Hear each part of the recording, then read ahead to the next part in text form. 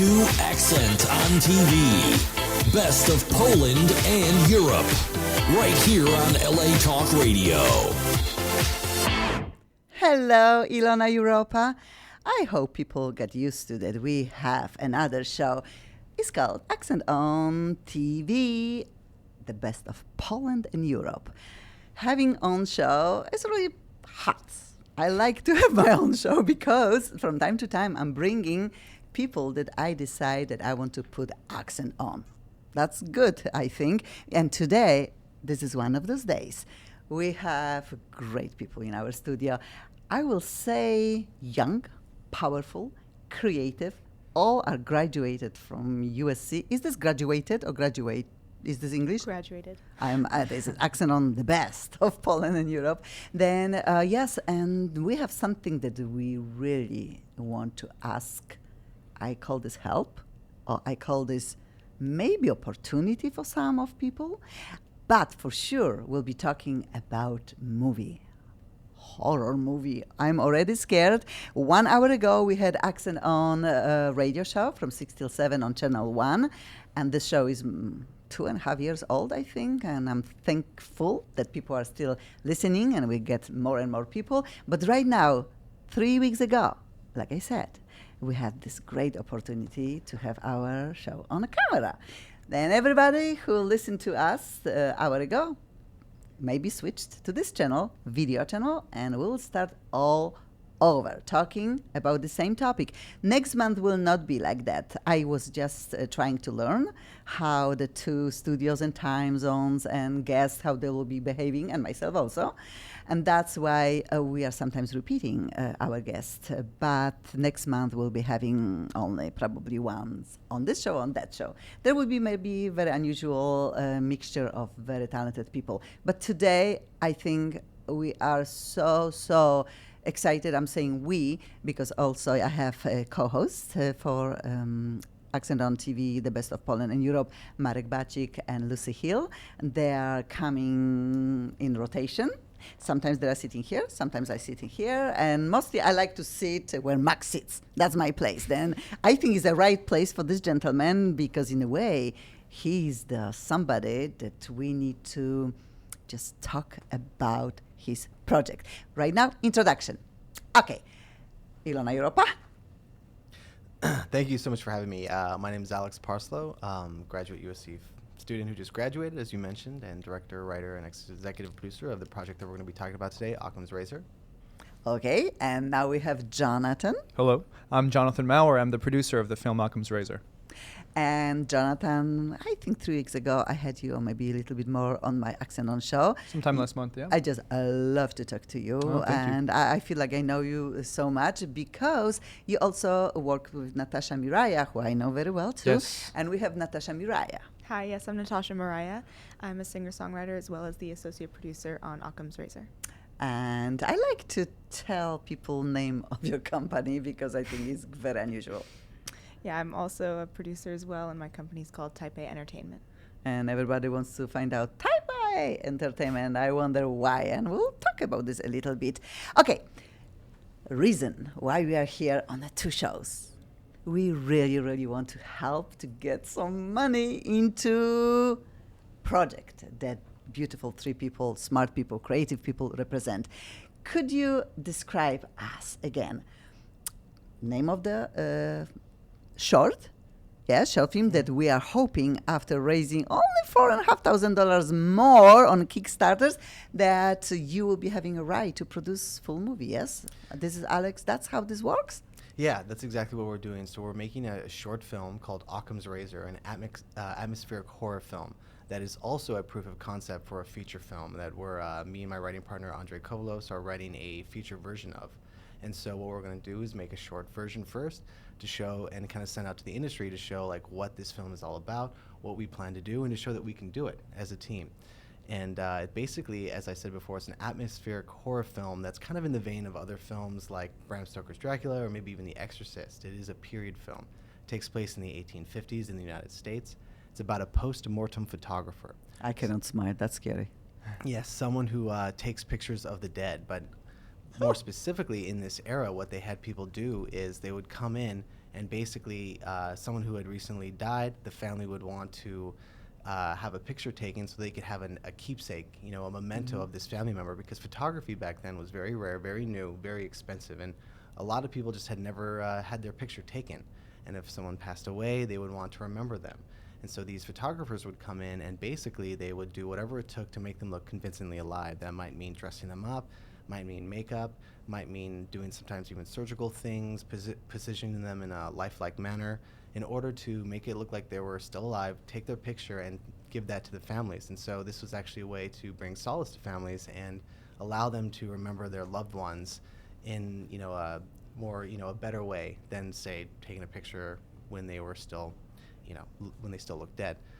And what is very unusual, people imagine in your head. I always am scared of, I don't know, I see everything in my head and I cannot get rid of the visuals, which is petrifying. But they're talking about stuff that is real. It's not like fiction. These things happen hundred something years ago, before people had selfies, different type of selfies. But it's scary. Imagine, somebody died, you cry, but really first things what you think about, you don't want to forget a loved one, hopefully a loved one, and now you make them looking like they're alive. You put them sometimes in sitting position, and you gather family around, make them maybe smile. How creepy this could be.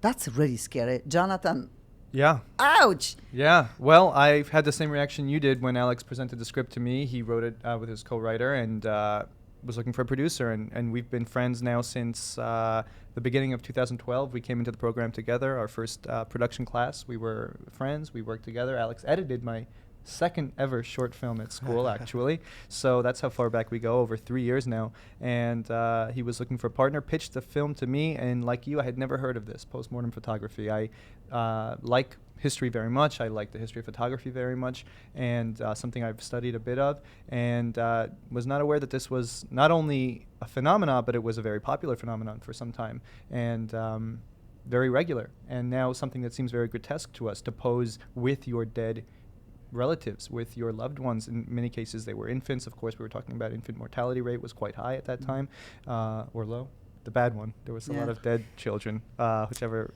high or low. And this very regular thing was a brief period of history. And Alex, I think, picked such a fascinating, such a creepy and atmospheric entry point into this world that I said, I definitely want to be a part of that. I want to see what this movie looks like, and I want to help shape that however I could. So the feature script is underway. We're so excited now for the short film. We have great cast attached. We have great crew attached, and just about 2 weeks out. So yeah, it's looking great so far. And you say 2 weeks out you start taping, but we have really 5 or 6 days. I think May 31st. They really need $4,000 more. They ask for so little. I think $10,000. That's all what you were asking. That's what we're fundraising. The budget's much higher, but the vast majority of that comes out of Alex's pocket. And as young filmmakers, as aspiring student filmmakers, that's the means that we have, unfortunately, at this time. We do get some support from our university, USC, a top-ranked film school. So very glad, very fortunate to be there. But only so much support, some gear. Some facilities, but the equipment and all of the we'll be costs. talking about that. Most of people's agree to work for free, which lots of artists in a way love that, because we only involve our time. That's all what we can to sell of us. Time. Artists have a time that they can give and their talents, but then when you believe in a project and no money is involved, when you decide to work with people like you do this because you really believe in a project.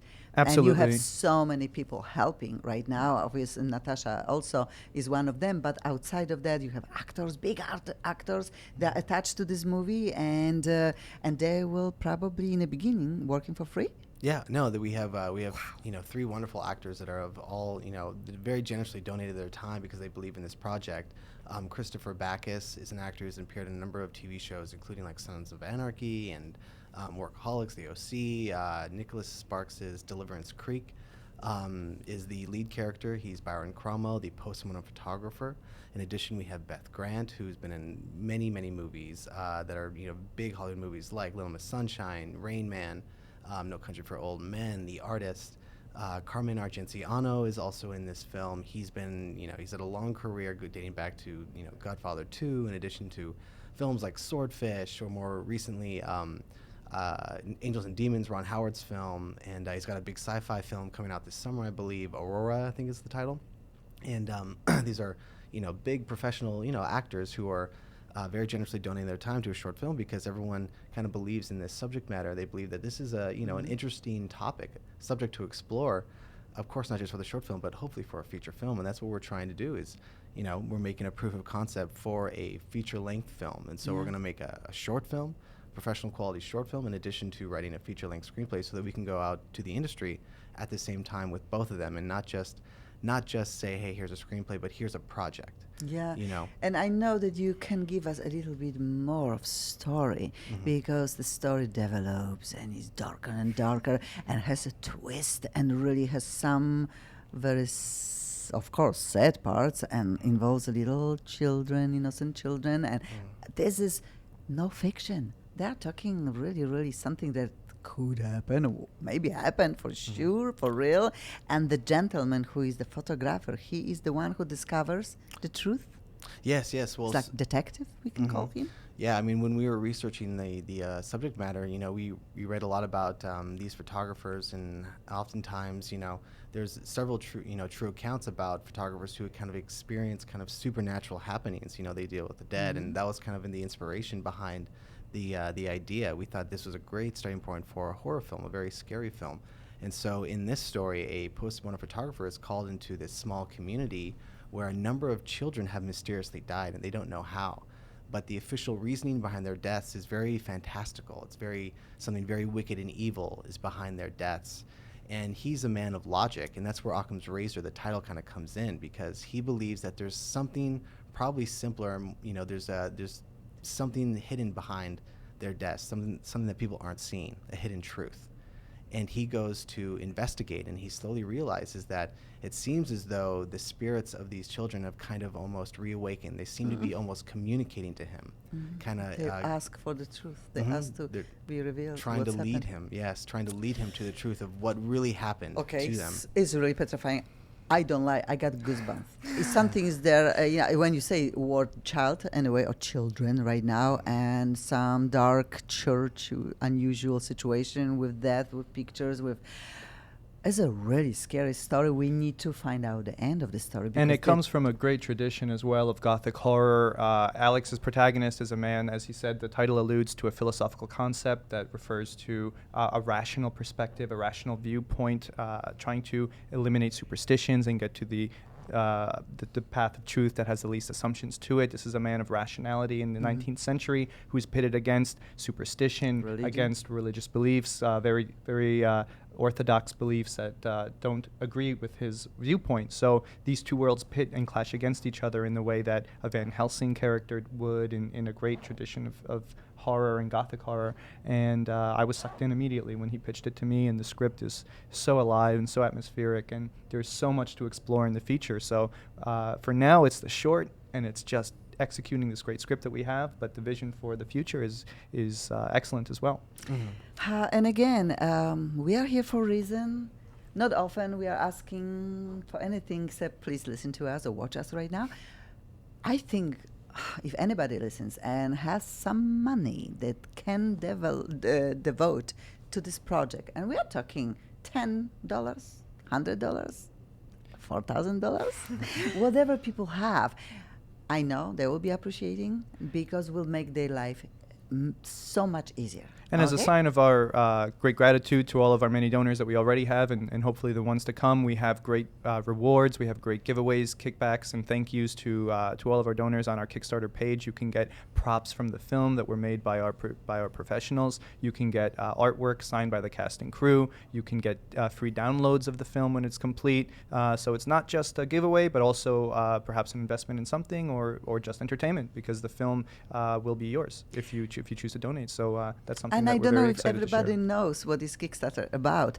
It's so scary because they are so close, more than halfway to get the $10,000. If they don't raise the money goes away. That's so sad, so horror sad almost. Yes, that's a horror film. That's That's a another horror horror film, story, yeah. so close but so far. Natasha Miraya. I know that you are a singer-songwriter. Yes, I am. Today we cannot play your song. We played hour ago. That would be really weird to listen to her singing and I'll be like, oh, cool, you know. One day maybe we'll be singing live here. That would be fun. We can do that. And hopefully maybe in the future we can, you know, singers can sing live. We have a lot of instrumentalists coming here and just will be playing. But I don't understand what's happened to you from the dream of becoming singer-songwriter / music business graduate person 10 days ago. You just switched into movie production? Yeah, I've always loved the music industry. My major is music business at USC, and I was working on a music video for myself and ended up assuming the producer role, not necessarily because I was wanting to, but by chance, and absolutely fell in love with it.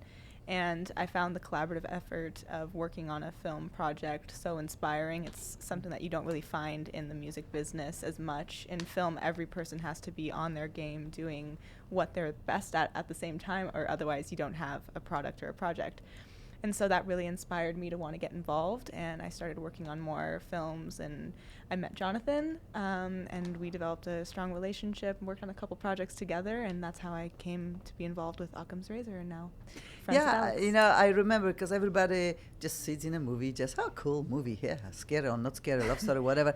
And then you have this magic in front of you, and none of us, even myself, knows how much work and allocations, placements, and characters, clothing. We know, really, we really know, but we really don't know how hard is this. And I know that finding the right location for this scary horror movie wasn't the easiest way. I know you are contacting sometimes many places. Some of them are very expensive. Some of them just don't want to allow people come and film. Some of them are more open, but still takes time, the documents, the paperwork. Yeah, How of do you do course. that? And who taught you how to do this? Not me, not you, not you. Obviously, seems like everybody maybe could do something, but certain people have this talent for that. That type A, whatever you think you Yeah, have. there's a lot of details involved, which is how I came across the name Type A Entertainment for my company. But getting the locations is something we've all been involved with, and because of the nature of this film, because of the storyline, and we want to stay true to the history and the time period, there's a lot of details, of course, that we want to get right so it looks as good as it reads when you read the script. So to stay true to that involves a lot of details with the settings and making sure that it doesn't read like it's in 2015. We want it to be in the 1800s. So finding genuine places like that are hard in Los Angeles, and when you're on a tight budget where you have a lot of other details that need to be taken care of, it's a team effort, but we're there. But again, I remember you showing me some pictures of what you thought would be the right place, but very, very expensive. Later you found out, and Yeah. it's like, oh my gosh, I cannot do it, but it's perfect, I cannot do it. And like always in life, It's it a roller takes coaster. one place that understands and feels for the people who are working so hard to get the point across. Obvious, I know that your page probably is a right page, gentle page. You are very gentle soul in a way. I'm surprised how nicely you can go through people's minds and just let them listen to you. And I don't know, I like that. I like your involvement. I like that you found yourself with this wonderful creative Yeah, people. it's a great team. And I think 10 days from now you'll be starting videotaping Yeah. or producing a movie. How does this work? Okay, we are raising About money, 2 but weeks. Looking like our dates are not locked in yet, but looking like June 8th is a possible start date for us. Okay. 2 weeks, however you shake it. In 2 weeks, the cameras will be rolling, and Okay. there will be a movie underway. and 8 days, and this is like, okay, today. You are sure, or you are still thinking this will change? Do you know location? What this will be the first? Yes, start, boom, cut, do it. Well, we have a backup location, but we're also talking to another location. We're supposed to hear back from them tomorrow, and that will set certain dates if that location Okay. comes through. In addition, we just locked our final actor, Christopher Backus, the other day. We had been kind of in communications with him for a number of weeks, and so once you have all your actors and your location set, which we will definitely have in the next day or two, that's when you can really lock down like dates and you can really know for sure. I mean, right now it's almost a certainty that it'll be like the 8th or maybe the 7th, but pretty much that date. And so the only reason why we say, you know, How exciting and scary this day must be, the coming to this date, yes? Good scares, but yeah, indeed, it's a bigger project than any of us have endeavored before. Again, 3 years the program at USC, a minimum. Alex, to do this film, is sticking around for a little bit longer. So they really give you a comprehensive breakdown of how films are made, and you learn it on the small end, and then you graduate all the way up to what we're doing now, which is still only in the 10 to 15 minute range with the film we forecast to be. And how many days do you think you need to just film 10 minutes shorts? How long you think will take you? right now we're looking at a 6 days of principal photography.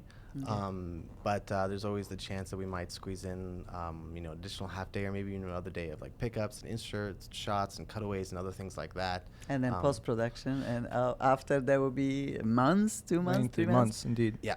Oh my gosh. Okay.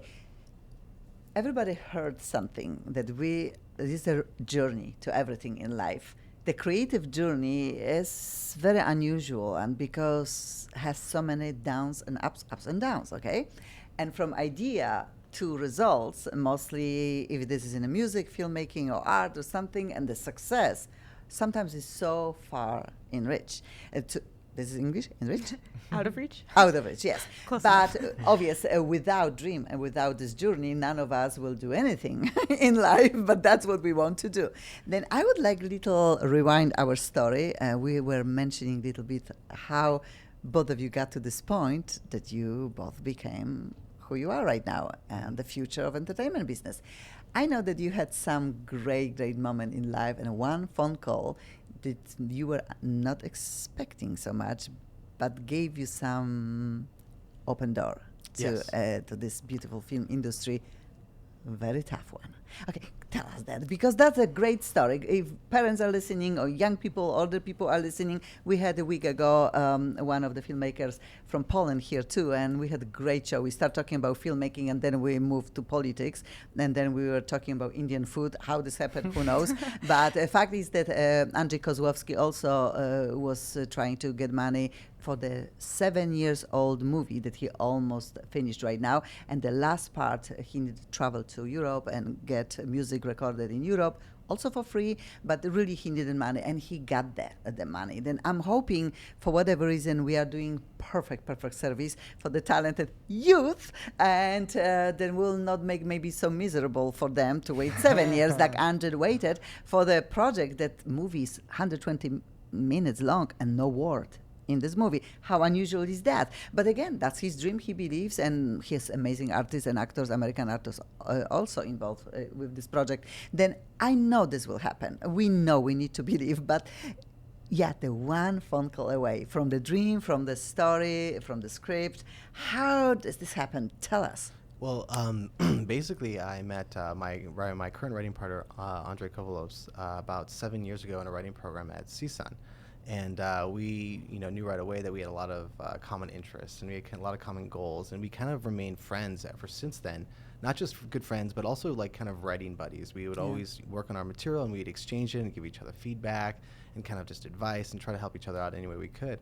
And a little over a year ago, Andre kind of sat me down and suggested, hey, why don't we try to write something together? We've never tried collaborating. Let's give that a shot. And we thought, okay, let's do that, but let's try to write something that would be really small budget, something we could raise money for ourselves, course. something that we could shoot Manageable. ourselves. At that point, I was at USC, and I was meeting people like Jonathan Maurer and all these guys who are interested, guys and gals who are interested in, potentially making independent film, cinematographers, producers, all, editors, all different kinds of people.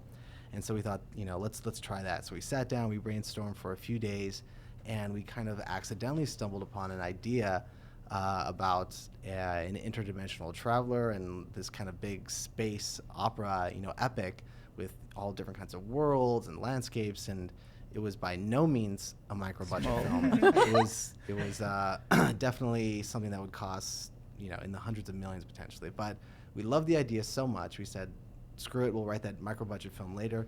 Let's write this idea that we really love, that we have all this energy and passion for. And so that took us like about 8 months or so. And after we got it to the point where we really thought it was ready, we put together a list of everyone we knew, which really wasn't that many people, you know, because it's so hard to get read. If you're not represented and you don't have that many connections, you've got to do whatever you can to get your work out there. And we decided to basically, we went on IMDb Pro and we kind of looked at, you know, any assistant, any executive or producer who had like an email on there who had made a film kind of in a similar vein. We composed, you know, 250 some emails specifically to all these different industry people. And we explained what the project is, and we tried to make the best case and as concise as possible why they should read our screenplay. And you know, somewhere between 8 and 10 or so people got back to us, which doesn't sound like a huge number, but really some of these people very strong. were very big. Yeah, some of these people were actually pretty big agents. And one of these people who responded was Lee Stobie, who's our current manager. He read it, he loved it, he like called us immediately and he said, "Can I meet you tonight?" And we pretty much signed with him a few days later, and he shortly afterwards he sent our screenplay all over Hollywood, and we had 40 plus meetings with executives and producers at big companies, Imagine, Legendary, Tony Scott's company, Scott Free, and we kind of, they call it the couch and water bottle tour, because we'd sit on the couch, we'd get a water bottle, we'd go meet them, and they would say, "Oh, you know, we love this screenplay." You know, do you have out? Yeah, and then they say, you know, we're not going to make a $200 million film right now. That's not based off of a really popular piece of intellectual property, but we want to know what else you guys have. And that's kind of where Occam's Razor came from. We started generating new ideas, and we started pitching these new ideas. And the idea behind Occam's Razor and this postmortem photographer and this kind of ghost story that we came up with seemed to kind of excite a lot of different people that we met. And we kind of knew that we had found our next big idea. And so we started working on that project, but as time went on, you know, I kind of knew that, like, you know, perhaps making a short film and a proof of concept would even help this project more. And so that's why we decided to basically make a short film in addition to writing a feature-length screenplay, so that we can go out not just as a screenplay, but as a project. Of course. And really show people what this movie could look like, what it could feel like, why it's a good story. Oh gosh, and we need $4,000 more. And somebody can say, "That's a lot of money." No, it's not. Everybody really knows it's not. You know, one good shoes. You don't have to give us all of it. $4,000. We only need everyone to give a little bit. Yeah, this is true. Yeah. And we really, again, I always look from parents' perspective. When I see so many smart, young, talented people, and I feel like I'm the proudest parent in the world, then you think that's all need to be given to all of you. In my country, in socialistic country, when we were finishing music academy or filmmaking or something, government really helped a lot. Here is a little bit different. Right now in Poland is also a little bit different, similar to America. But I also know that European movie and American movie, there are two different markets. The European movies are less consumer-oriented. They are more artsy. They are sometimes small budgets too. And people work the same way like you are working. The independent people, they put artists together. And this is excitement in my country. Working on independent movie with people who have different vision, people like that. And I think you start from ground up.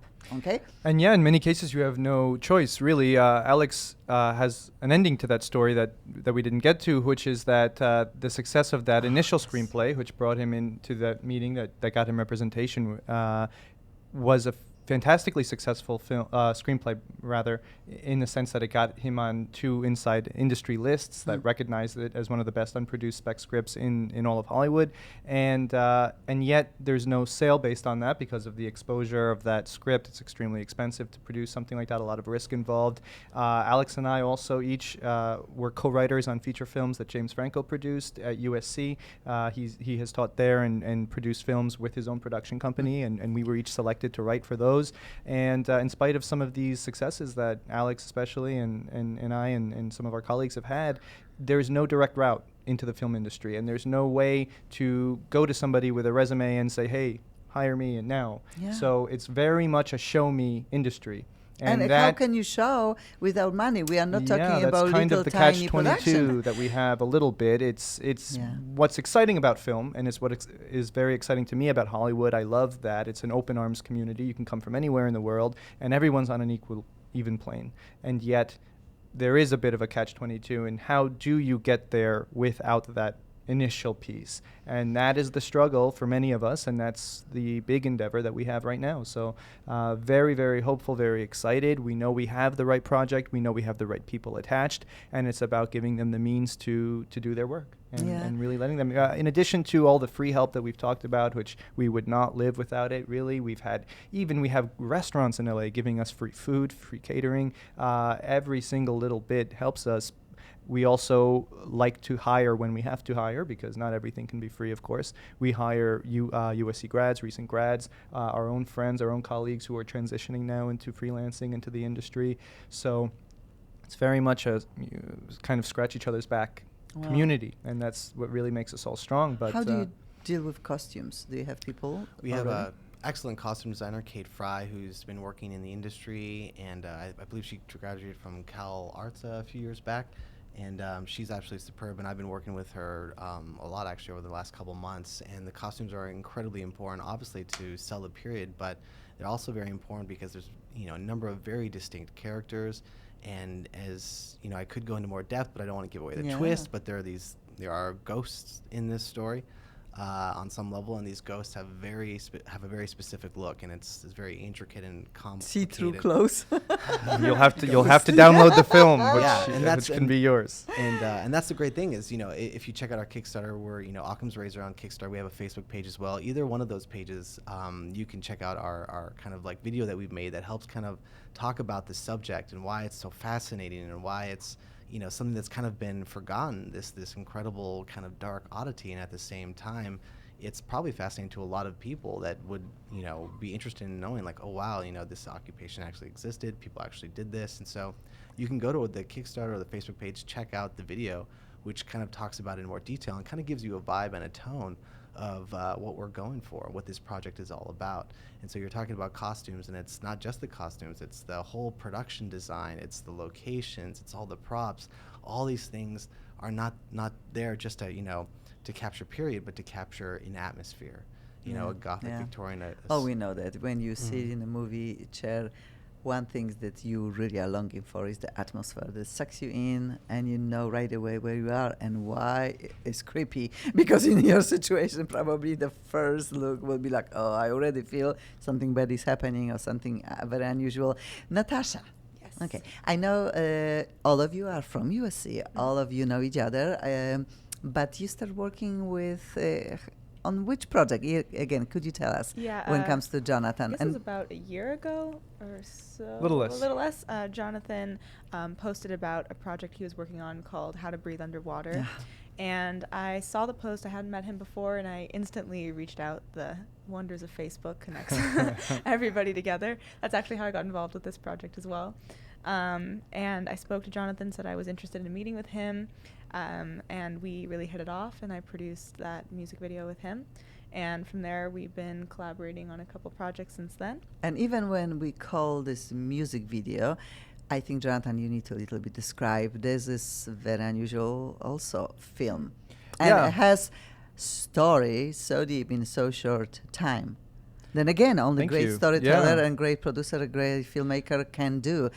This is like song, 3-minute song. It's a really story. It all came to me from the song itself. It's a piece of dialogue-free, or at least lyric-free music composed by Christopher Cerrone. He's a very brilliant composer. He was a Pulitzer Prize finalist in music last year, and it is a very minimal, very haunting, very moving piece of music that doesn't have a lot on the surface in terms of it's not a hugely bombastic piece, but it builds to a very deep and profound crescendo, and it told me the story along with the title that was very cinematic to me, and I wanted to just kind of bring that to life, and I was very proud of the result. Natasha was a hugely instrumental producer, and we've brought back a lot of those people are actually on the Will team be of working on this Occam's movie? Razor. Yeah, And we look at have how the this same first works. assistant director, Sean Duffy, who came into the program with Alex and I. We had the same first semester production class. He's going to serve in the same capacity on this film.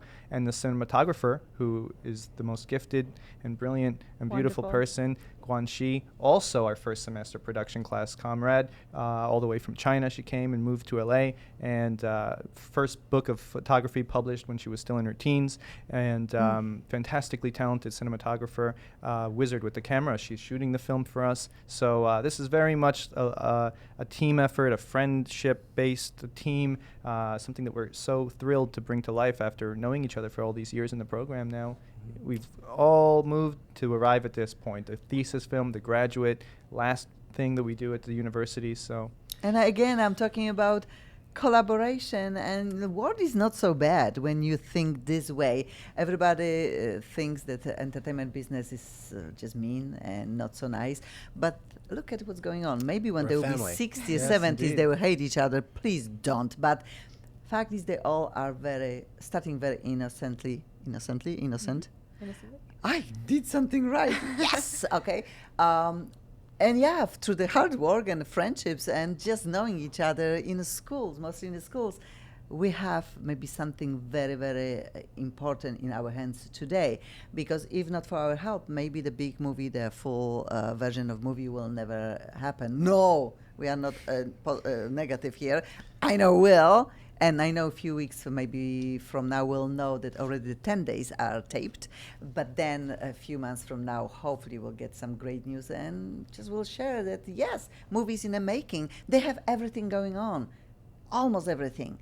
Just they need a little bit more money. Then any dollar helps. But I always think about my life. Yes, I had so many lives already in Poland, in America, and personal lives, and very interesting life. I'll be writing book soon too. Trust me, everybody wants to read this one. Oh, so much crying will be there. But it's not easy to become an artist, and takes also a right parent to raise the children like that. Then, if we can give a little bit mommies and daddies thank yous for that. I know that you, Jonathan, you showed me beautiful picture Yeah. a moment ago, and how Yes. beautiful this is. You are coming to your show and say, look at what my mom posts. You know, Yes. obviously parents are the biggest fans of the children, but these children deserve and to that. support her, Mom already donated to the film. Thank you, Mom. Mommy, thank you. Okay, we would like to know a little bit about your parents, because how this happened that you become a filmmaker? Mommy and daddy dreamed about that? I don't think they dreamed that I would be a filmmaker. I think like a lot of parents, they're probably, keeping their fingers crossed for a doctor or a lawyer. But Yeah, something steady and But- then brings you money and family and easy healthcare and all of these things, yeah? that being said, they've always been incredibly supportive. I've always been Yeah. very fortunate that I've had very, very supportive parents that I love dearly. And I think, maybe a special thanks would go to my dad, because I think when I was about 6 years old, he woke me up one morning and said, "We're going to make a movie today." Oh. I had no idea what that meant, really, but I knew I had seen movies on TV, and I thought, this is amazing, that we're going to make a real movie. My father had just bought a video camera. Back then it was, VHS tapes. There were like these huge things, And basically me and my brothers, we made, I don't remember if we had a title, but it was about Indiana Jones meeting an alien. And Oh my gosh, okay. I played Indiana Jones, my brother played an alien, and ironically, I think Lucas stole our idea. Gosh!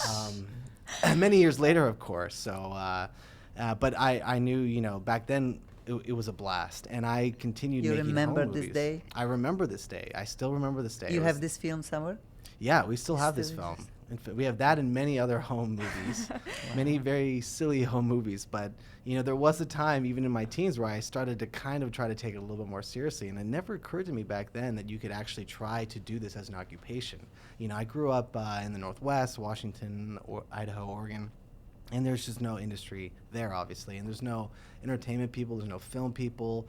I never really heard people say, oh, I want to become a filmmaker or a director or a producer or even an actor. I mean, there's the theater a little bit, but for the most part, it didn't even really occur to me that you could really take this seriously and try to do this. And it wasn't until I went to New York City many years later, when I was 21, where I got to study film for the first time. I spent a year up in Manhattan, and I realized this is what I need to do. This is what I really want to do. And I went back to Oregon to finish up my degree there, and I, as soon as possible, moved down to LA.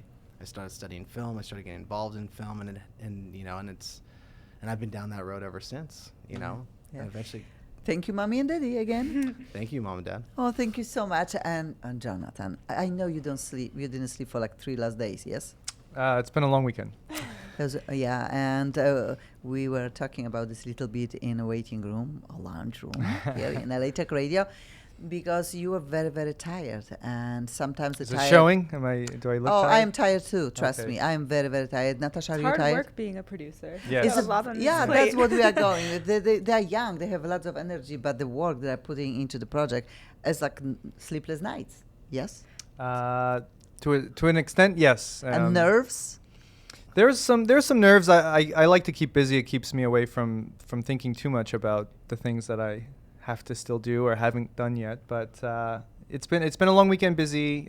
You wear a lot of hats. Yeah. On a project of this size. You really are taking on a lot of different jobs. And we at need to any know given about your moment. parents. Sure. Well, like Alex, my dad really, I think, instilled the passion in film to me at a very young age, and I have a similar story in a way. When I was 7 years old, I had just turned 7 years old.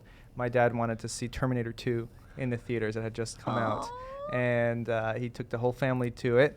My mom was not a fan of that idea, of course, to show that to a child at that age, and yet, despite her protests, I don't know. I'm so sorry. We have phone call live. Do we maybe pick it's up? her. Let's see. Okay, let's see. Hello. Hello. Hello. Hi. Oh, somebody's very sleepy. This is LA Talk Radio. We are on a show. Do we have somebody who wants to talk to us, or just I need to say goodbye and good night? Silent. okay. Goodbye. Thank you for your call. Thank you for your call. Yes. Sometimes happen, but I love it. This is live radio, We've got a and fan. you Yes. never There's know. a donor. Hello. Thank Yeah. you. And sometimes they call back because they feel like we're supposed to talk to them, but we said goodbye and good night. Okay, then your mom and dad, yes, you were talking. Yes, Well, let's come I back. saw Terminator 2 at 7 years old. I was a very impressionable young fellow, and I knew at that age that putting something on the screen like that had to be the greatest job in the world. And I played with some other fantasies, like joining the NBA, which I did not win the genetic lottery for. So settled in at film as a vision very young, but like Alex, grew up in the Northeast, away from Hollywood, as far away as could be, and didn't know anyone in that world. And it seemed like a fantasy for a long time until I committed to it. And also, like Alex, I feel very blessed, grateful to have a very supportive family, very loving family who always told me I could do what I wanted to do and that it was possible on top of that. So here I am now, and have a lot of people to thank for that position. But yeah, my lovely mother is a big supporter, a donor of the film, and my champion came out to our graduation and couldn't be more supportive. So really, we're very blessed. Thank It you, takes a lot of Mom. people to make a film come to life, and many of them don't make the credits, or they make it at the very bottom as a thank you. But they're Oscar instrumental. goes too, and that's the time that you That'll say, be the Mom day. and Dad. That'll be the day. There will be this day. We are dreaming. We need to dream. Natasha, I know that you love to watch movies. You have very unusual taste for movie, and what always petrified me that you could spy on what is wrong with the movie. You are like the FBI of the movies. Oh, Mom, look at. Oh, sorry. They changed food this way. Not supposed to be this way. Oh, look at what they did. She's looking left instead of looking right. Camera was here. I'm like, what? Why you tell me that? I don't Continuity see is important. nothing. But yeah, but you were so young, and also you have memory for scoring. That is always petrifying to me because you memorize so well what is under the dialogue. And I am a musician, well educated, I would say. But to me, that's all is together. I always take a project together. You are separating them to visuals, to music. How does this happen? I don't really know where it came from, to be honest, but I remember since I was little, I would always be not trying to find something different, but if there was something, like the time was different, or if the glass was half empty or half full, just it always stood out to me. And I guess that's always been in the back of my mind, or part of when I was watching film and TV.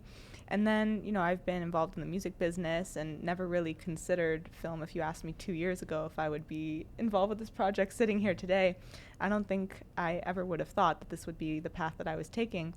But it just seems to fit so naturally now, and I guess it was always a part of me, but it took falling into the right place at the right time to notice that this was something I was passionate about and wanted to pursue. So. Yeah, it's very, very unusual journey, and always surprised me when you stop something when I not expecting. I'm like, look at. I'm like, what? What? Oh, look at that! I'm like, amazing that people have this talent. Just see what's supposed to be, and the turning face this way, not this way. When I'm like. Oh, people do that. No, they don't. Yeah, really. 2 broke girls, we were on to you. Yeah, yes, 2 broke girls. It was amazing. But that's very, very exciting that people have certain talents that I don't have, and a lot of us will never have. But that's what is so cool. That's why we are looking at the future of entertainment and filmmaking business, because these 3, they probably will do something big. And we have a chance today to help them. We need $4,500. I think I start from 4. Now it's 4.5. I am not sure because just make it 5. Let's make round to the 5. We really need that. If not, money that they raised already will go away in 5 days, I think. And in all seriousness, every single dollar counts, and we are very optimistic of making our goal. And it goes to so many things: to feeding the cast and crew, many of them volunteers, to paying a lot of film students who have just graduated, who are working for below industry wages just to make a little bit to try and make rent or to pay their student loan bills, which can be astronomical. Really, we do believe in supporting ourselves, each other, and it's a community that it takes to make a film like this of this stature. There are not a lot of commercial viable really options for a film like this, for a short film, and so it's a labor of love. It's a passion piece, and if you don't make it with that intention, it'll never get made. So we really do call on the support of people and come with open arms and open hands and very gratefully ask and humbly ask that anyone who believes in supporting the arts and supporting independent film. A lot of people say, how come all these movies in Hollywood are the same, or how come they always make sequels or remakes? And the answer can be very simple. It's because there's not a lot of new voices, and there's not a lot of support for new voices. So here we are, young people with some new ideas, and would love to make those movies for everybody out there. So every little bit eloquent. counts. I just love it. You speak so beautifully, you too, thank of you. course. But I had Jonathan in previous show, and you were talking about your great pizza movie. Could you explain us? No, this is like you forgot already because you have some, and we are talking very serious stuff right now. But life is about different things sometimes. Yeah, I like to play with comedy. Comedy can be great. Yeah. Horror is great. Comedy is great. It's the many sides of life. Yeah. Scary, completely scary, 2 different sides of probably you too, that you could really laugh easily and make something so cute. And again, everybody can go to LA Talk Radio to Accent On and scroll down. Accent On Radio. That is on a Mondays from 6 till 7. And scroll down and check for our interview. It's just completely different, Jonathan. We have very serious 2 guys right now. They are very serious. They really have 5 more days to raise money for something that hopefully will open up their future. They will make it in this world anyway. We know it. But why need to be so hard? Why need to be so hard? And I'm like, hey, somebody coming to the studio with money, that would be cool. But you are right. Why need to be so hard? Some people are worth it to be helped. And I have many situations like that in life, that if not for my friends, if not for certain teachers when I was very young, I wouldn't be who I am right now. Then we all need to ask for help. It's nothing wrong with that. Then everybody goes again. Title of the movie? Occam's Razor, OCCAM''S, Razor. And we are going for Kickstarter, yes? Yeah, check out our Kickstarter online. Check out our Facebook. You can check out the very cool video that shows, more about the film. There's a lot of great rewards, and one of the rewards is, a special thanks credit on the film. So you could be a part of the team. You could be in the credits, and you can get an IMDb credit, and we would love your support. Any little bit helps. And maybe we'll repeat all of you names, because we have 1 more minute before we need to say bye-bye. And I know I'll be seeing you soon, because obviously we want to know that things are happening perfectly for all of you and all of us. My heart is beating for all of you for this project. Again, your name? Alex Parslow. My name is Jonathan Maurer. Please find me on Facebook, Jonathan Maurer Film, Maurer, and you can find the film Occam's Razor on Facebook as well. And I'm Natasha Mariah, and you can learn more about me on type8entertainment.com. everybody can go to our Accent On video channel, The Best of Poland and Europe, and just check all these links. We are on both Accents On. Thank you for having us. Yeah, Oh, thank you, Emma, of course. and Thank thank you. you, Accent On. Especially thanks for LA Talk Radio for just giving us this opportunity to not only being heard but now being seen. How cool this could be. Then maybe till next Monday with a really amazing actor, Polish actor, and probably one of the very mystic gentlemen. I'll be talking about this a little bit later. Thank you so much, and goodbye.